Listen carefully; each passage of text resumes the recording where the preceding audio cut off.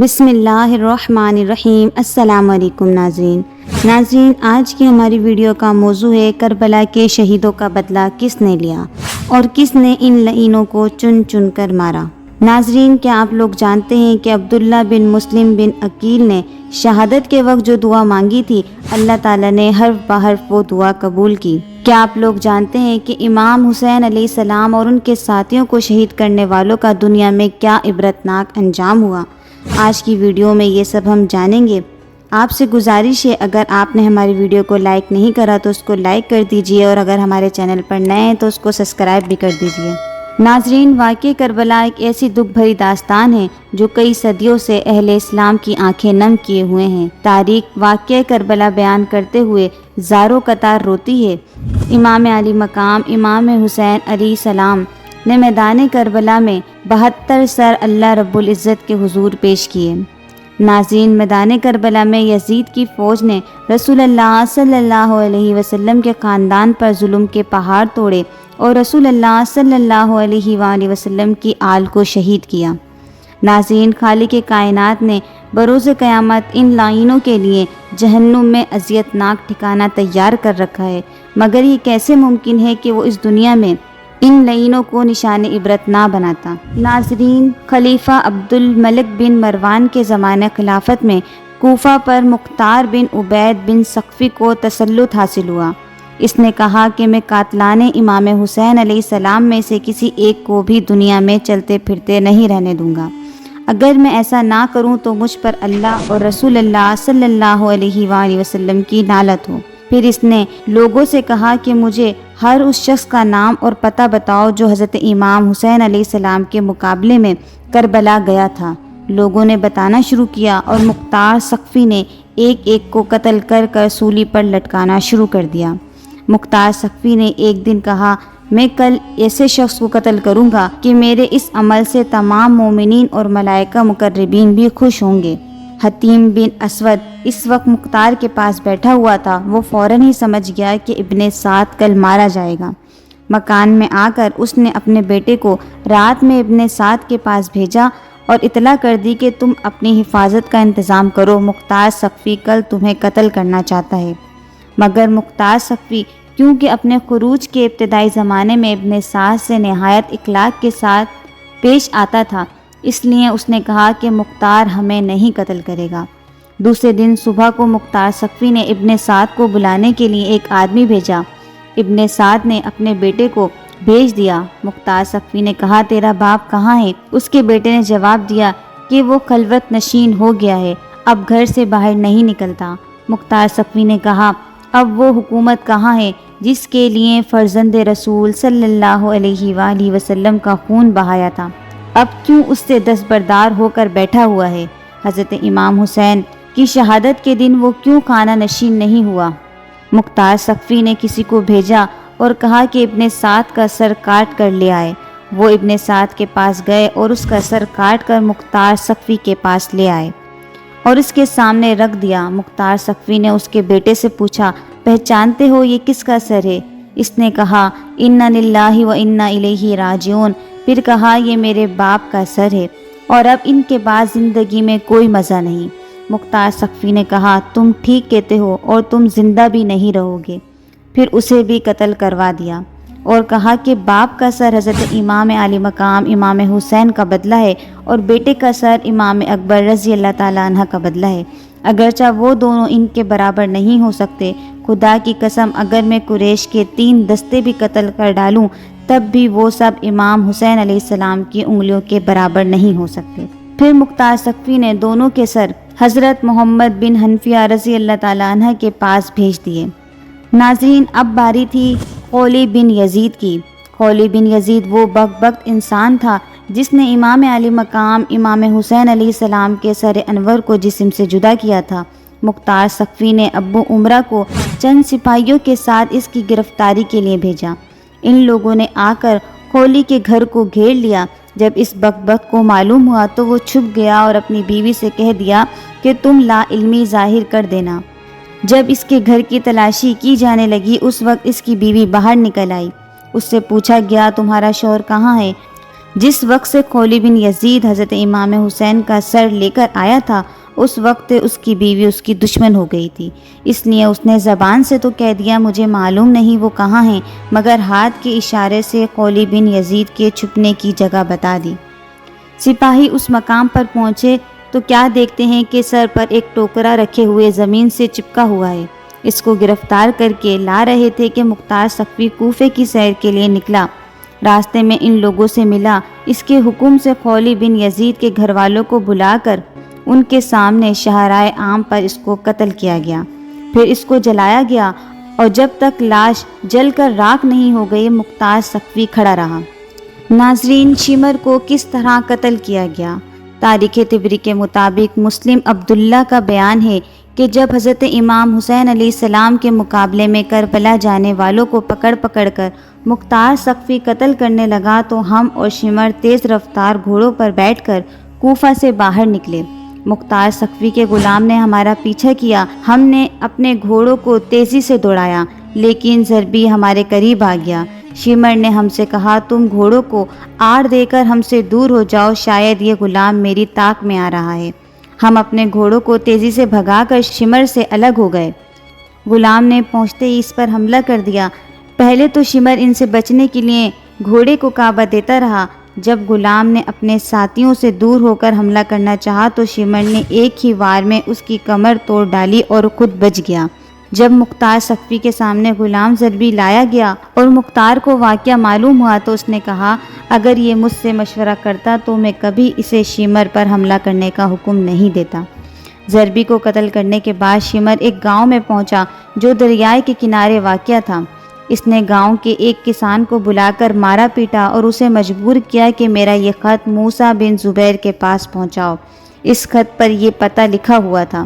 شمر کی طرف موسیٰ بن زبیر کے نام کسان خط کو لے کر روانہ ہوا۔ راستے میں ایک بڑا گاؤں آباد تھا جہاں ابو عمرہ چند سپاہیوں کے ہمراہ جنگی چوکی قائم کرنے کے لیے آیا تھا۔ یہ کسان جو پیغام لے کر آیا تھا وہ دوسرے کسان کو اپنی داستان سنانے لگا کہ شمر نے کس طرح اس سے زیادتی کی، اور یہ بیان کر رہا تھا کہ ایک سپاہی اس کے پاس سے گزرا اور اس نے شمر کا خط اور پتے کو دیکھا اور پوچھا شمر کہاں ہے؟ اس نے بتا دیا۔ معلوم ہوا کہ شمر 15 کلومیٹر کے فاصلے پر ہے۔ ابو عمرہ فوراً اپنے سپاہیوں کو لیے شمر کی طرف چل پڑا۔ مسلم بن عبداللہ کا بیان ہے رات میں شمر کے ہمراہ تھا۔ میں نے اس سے کہا کہ بہتر ہے کہ ہم لوگ اس جگہ سے روانہ ہو جائیں، اس لیے کہ ہمیں یہاں ڈر معلوم ہوتا ہے۔ شمر نے کہا کہ میں 3 دن سے پہلے یہاں سے نہیں جاؤں گا۔ جہاں ہم ٹھہرے تھے وہاں ریچھ بہت زیادہ تھے، زیادہ رات نہیں گزری تھی اور مجھے برابر نیند بھی نہیں آئی تھی کہ اتنے میں گھوڑوں کی ٹانکوں کی آواز آئی۔ میں نے اپنے دل میں سوچا شاید ریچھ ہوں گے، مگر جب آواز تیز ہو گئی تو میں اٹھ کر بیٹھ گیا، اپنی آنکھوں کو ملنے لگا اور کہا یہ ریچھوں کی آواز ہرگز نہیں ہو سکتی۔ اتنے میں انہوں نے پہنچ کر تکبیر کہی اور ہماری جھونپڑیوں کو گھیرے میں لے لیا۔ ہم اپنے گھوڑے چھوڑ کر پیدل ہی بھاگے۔ وہ لوگ شمر پر ٹوٹ پڑے جو پرانی چادر اوڑے ہوئے تھا۔ وہ کپڑے اور زرہ وغیرہ بھی نہیں پہن سکا، اسی چادر کو اوڑے ہوئے نیزے سے ان کا مقابلہ کرنے لگا۔ آخر ہم تھوڑی ہی دور گئے تھے کہ تکبیر کی آواز آئی اور ہم نے سنا کہ اللہ نے اس خبیث کا خاتمہ کر دیا ہے۔ پھر ان لوگوں نے اس کا سر کاٹ کر لاش کو کتوں کے لیے پھینک دیا۔ ناظرین، تاریخ طبری لکھتے ہیں کہ عبداللہ بن دیاس جس نے محمد بن عمار بن یاسر کو قتل کیا تھا، اس نے امام علی مقام امام حسین علیہ السلام کے قاتلان میں سے مختار سقفی کو چند آدمیوں کے نام بتا دیے، جن میں سے عبداللہ بن عاصیہ جہنی، مالک بن نصیر بدی اور حامل بن مالک محاربی بھی تھے۔ مختار سقفی نے اپنے سرداروں میں سے ایک سردار مالک بن عمرہ کو ان کی گرفتاری کے لیے چند ساتھیوں کے ساتھ بھیجا۔ اس نے جا کر ان سب کو گرفتار کر لیا اور عشاء کے وقت لے کر مختار سقفی کے پاس پہنچا۔ مختار نے ان لوگوں سے کہا، اے اللہ اور رسول اور آل رسول کے دشمنوں، حسین ابن علی کہاں ہے؟ مجھے حسین ابن علی کی زیارت کرواؤ۔ ظالموں، تم نے ان مقدس ذات کو قتل کیا۔ انہوں نے کہا، اللہ آپ پر رحم کرے، ہمیں ان کے مقابلے میں زبردستی بھیجا گیا تھا، ہم جانے کے لیے راضی نہیں تھے، آپ ہم پر احسان کریں اور چھوڑ دیں۔ مختار سقفی نے کہا، تم نے نواز رسول صلی اللہ علیہ وآلہ وسلم پر احسان نہیں کیا، ان پر تمہیں رحم نہیں آیا، تم نے انہیں اور ان کے بچوں کو پیاسا رکھا، پانی نہیں پینے دیا اور آج ہم سے احسان طلب کرتے ہو۔ پھر بدی سے کہا، تم نے حضرت امام حسین علیہ السلام کی ٹوپی اتاری تھی؟ عبداللہ بن کامل نے کہا، جی ہاں، یہی وہ شخص ہے جس نے ان کی ٹوپی اتاری تھی۔ مختار سقفی نے حکم دیا، دونوں ہاتھ پاؤں کاٹ کر اس کو چھوڑ دیا جائے تاکہ اسی حالت میں یہ تڑپ تڑپ کر مر جائے۔ لہٰذا اس کے حکم پر عمل کیا گیا۔ بدی کے ہاتھ اور پیروں میں سے خون کا دھارا بہتا رہا یہاں تک کہ وہ مر گیا۔ اس کے بعد باقی کو بھی قتل کر دیا گیا۔ ناظرین، حکیم ایک ایسا شخص تھا جس کا نام حکیم بن طفیل طائی تھا، جس نے کربلا میں حضرت عباس علمدار کے لباس اور اسلحہ پر قبضہ کیا تھا اور امام حسین علیہ السلام کو معاذ اللہ تیر مارا تھا۔ مختار سقفی نے عبداللہ ابن کامل کو اس کی گرفتاری کے لیے چند سپاہیوں کے ساتھ بھیجا۔ جب اس کو پکڑ کر مختار سقفی کی طرف لا رہے تھے، حکیم کے گھر والے حاتم طائی کے بیٹے کے پاس گئے اور کہنے لگے، تم مختار سقفی سے سفارش کرو، ہمارے بھائی کو چھوڑ دیں۔ مختار سقفی کے پاس عدی پہنچا اور سفارش کرنے لگا۔ مختار سقفی عدی کے ساتھ عزت سے پیش آیا اور اسے اپنے پاس بٹھایا۔ اب جب اس نے مختار سقفی سے اپنے آنے کی غرض پیش کی تو مختار سقفی نے کہا، کیا آپ قاتلان حسین کے لیے بھی سفارش کرتے ہیں؟ انہوں نے کہا، حکیم پر جھوٹا الزام ہے۔ مختار سقفی نے کہا، اچھا تو ہم اسے چھوڑ دیں گے۔ سپاہیوں کو رستے میں معلوم ہوا کہ عدی مختار سقفی کے پاس حکیم کی سفارش کے لیے گیا ہے۔ ان کو لگا کہ اگر حکیم کی سفارش مختار سقفی نے قبول کر لی تو وہ حکیم کو چھوڑ دے گا، اس لیے انہوں نے راستے میں ہی حکیم کو قتل کر دیا اور یوں انہیں نشان عبرت بنایا۔ اسے ایک کمرے میں بند کر دیا اور کہا کہ تو نے حضرت عباس ابن علی کے کپڑے اتارے تھے، ہم تیری زندگی میں ہی تیرے کپڑے اور لباس اتارتے ہیں۔ چنانچہ ان لوگوں نے اسے بالکل ننگا کر دیا، پھر کہا، تو نے حسین ابن علی کو تیر مارا تھا، ہم بھی تجھے تیروں کا نشانہ بنائیں گے۔ یہ کہہ کر انہوں نے تیروں سے مار مار کر اس کو ہلاک کر دیا۔ ناظرین، ایک شخص جس کا نام زید بن رکات تھا، اس بکبک نے حضرت عبداللہ بن مسلم بن عقیل کو تیر مارا تھا جو ان کی پیشانی پر جا کر لگا تھا۔ انہوں نے پیشانی کو بچانے کے لیے اس پر اپنا ہاتھ رکھا مگر تیر ایسا لگا کہ ہاتھ بھی پیشانی کے ساتھ پیوست ہو گیا، اور جب کوشش کے بعد بھی ہاتھ پیشانی سے جدا نہیں ہوا تو انہوں نے بارگاہ الہی میں دعا کی کہ یا الہی، ہمارے دشمنوں نے جس طرح ہمیں ذلیل کیا ہے تو بھی انہیں اسی طرح ذلیل کر، اور جس طرح انہوں نے ہمیں قتل کیا ہے تو بھی ان کو اسی طرح قتل کر۔ پھر زید بن رکات نے ان کے پیٹ میں ایک ایسا تیر مارا جس سے وہ شہید ہو گئے۔ ابن رکات کہا کرتا تھا کہ ان کے پیٹ کا تیر تو بآسانی نکل گیا، لیکن جو تیر میں نے پیشانی پر مارا تھا بہت کوشش کے بعد بھی وہ نہیں نکل سکا۔ مختار سقفی نے ابن کامل کو اس کی گرفتاری کے لیے روانہ کیا۔ ابن کامل سپاہیوں کے ساتھ پہنچ کر ان پر ٹوٹ پڑا۔ وہ بھی ایک بہادر آدمی تھا، تلوار لے کر اس کا مقابلہ کیا۔ ابن کامل نے اپنے سپاہیوں سے کہا، نیزہ اور تلوار سے اس کو ہلاک نہ کرو بلکہ تیر اور پتھر سے مارو۔ سپاہیوں نے اس قدر تیر اور پتھر مارے کہ وہ گر گیا۔ ابن کامل نے کہا، اگر جان باقی ہے تو اس کو باہر لے کر آؤ، کیونکہ ابھی جان باقی تھی تو اسے باہر نکالا گیا۔ ابن کامل نے آگ منگوا کر اس کو زندہ جلا دیا۔ ناظرین، عبداللہ ابن زیاد وہ نام نہاد انسان تھا جو یزید کی طرف سے کوفہ کا گورنر مقرر کیا گیا تھا، اور اس کے حکم پر امام علی مقام امام حسین علیہ السلام اور اہل بیت کو ایذائیں پہنچائی گئی تھیں۔ یہی ابن زیاد موصل میں 30,000 فوج کے ساتھ اترا۔ مختار سقفی نے ابراہیم بن مالک اشتر کو اس کے مقابلے کے لیے ایک فوج دے کر بھیجا۔ موصل سے تقریباً 25 کلومیٹر فاصلے پر دریائے فرات کے کنارے دونوں لشکروں میں مقابلہ ہوا اور صبح سے شام تک خوفناک جنگ رہی۔ جب دن تقریباً ختم ہونے والا تھا اور آفتاب قریب غروب تھا، اس وقت ابراہیم کی فوج غالب آ گئی۔ ابن زیاد کو شکست ہوئی اور اس کے ہمراہی بھاگے۔ فوج کو حکم دیا گیا مخالف فوج میں سے جو ہاتھ آئے اس کو نہ چھوڑا جائے، چنانچہ بہت سے لوگ ہلاک کیے گئے۔ اسی ہنگامے میں ابن زیاد بھی دریائے فرات کے کنارے 10 محرم سن 67 ہجری کو ہلاک کیا گیا۔ ابراہیم نے ابن زیاد کا سر مختار سقفی کے پاس کوفہ بھجوایا۔ مختار نے دارالامارات کو آراستہ کیا اور اہل کوفہ کو جمع کر کے ابن زیاد کا سر نپاک اسی جگہ رکھوایا جہاں اس مردود نے حضرت امام حسین علیہ السلام کا سر مبارک رکھا تھا۔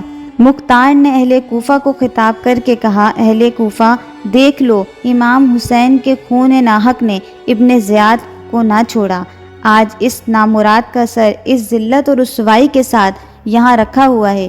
6 سال ہوئے ہیں، وہی تاریخ ہے، وہی جگہ ہے۔ خداوند عالم نے اس مغرور فرعون کو اس ذلت اور رسوائی کے ساتھ ہلاک کیا۔ اسی کوفہ اور اسی دارالامارات میں اس کے قتل کا جشن منایا جا رہا ہے۔ ناظرین، قاتلان امام حسین علیہ السلام پر طرح طرح کے عذاب نازل ہوئے۔ جو لوگ حضرت امام حسین علیہ السلام کے مقابلے پر کربلا گئے تھے اور ان کے قتل میں شریک ہوئے تھے، ان میں سے تقریباً 6000 کوفی مختار سقفی کے ہاتھوں قتل ہوئے اور دوسرے لوگ طرح طرح کے عذابوں میں مبتلا ہوئے۔ علماء کرام فرماتے ہیں، ان میں سے کوئی نہیں بچا جس نے آخرت کے عذاب سے پہلے ہی دنیا میں سزا نہ پائی ہو۔ ان میں سے کچھ تو بری طرح قتل کیے گئے اور کچھ اندھے اور کوڑے ہوئے اور کچھ لوگ سخت قسم کی آفتوں میں مبتلا ہو کر ہلاک ہوئے۔ ناظرین، آج کے لیے اتنا ہی۔ اپنا بہت سارا خیال رکھیے گا۔ انشاءاللہ پھر حاضر ہوں گے ایک نئی ویڈیو کے ساتھ۔ جب تک کے لیے اللہ حافظ۔